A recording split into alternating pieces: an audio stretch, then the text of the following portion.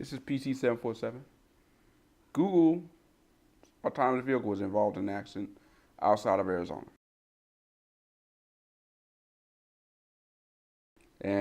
But guess what? It really wasn't their fault.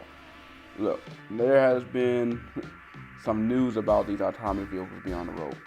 People have been feeling uncomfortable with it. They feel like, look, we're taking the car out of the driver's hands and we're trusting computers. It's going to open us up to even more and more issues that we're not ready for. And with Uber being involved in an accident that ended up killing someone not too long ago, it has people concerned on whether or not we're ready for this. And now that we have news of another autonomous vehicle in accident, yeah, you got to think people are really going to get concerned. But before you do that, let's just step back for a second, because as more news came out, it seems like that it really wasn't the autonomous vehicle's fault. It was the Honda's fault. In fact, the person that drove the Honda vehicle ran the red light, and he actually hit the vehicle.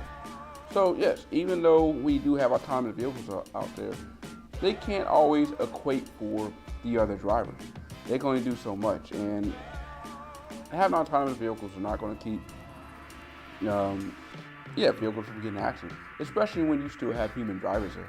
And it's the one thing that I don't think computers are ready to do, is to be able to prepare for the human driver. And it's going to take time for us to get to that point. Because, even in the situation, if we had a human in there, I don't know if the human would have been able to avoid that, considering, again, it was something that happened so fast and so quick.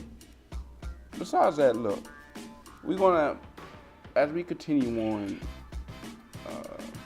research with these autonomous vehicles, they're going to learn more, and we're going to be able to update the software to make them better vehicles. And I don't think that some of these accidents that you're seeing out there is a reason for us to deter from continuing on with this process, because I see a lot more benefits that can really help out long term for us getting, if a matter of just us only using 75% of the research we find from these autonomous vehicles.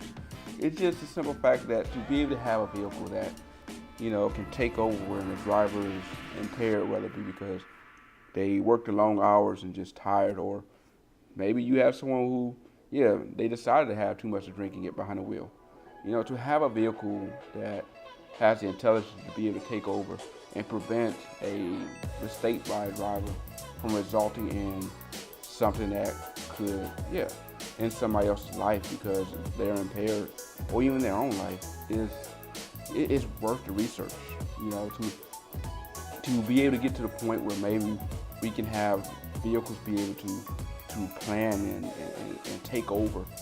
It's an awesome concept. Now, it's going to be a while before we ever get to that point. I think we're probably at least 10 years out, given the fact that, it's going to take some time for us to continue to learn, to predict, as well as to get more states to adopt these vehicles. But, I'm all for us continuing to research with this, and I think the overall benefit outweighs some of the challenges we're going to deal with over the next couple of years as we continue to research this.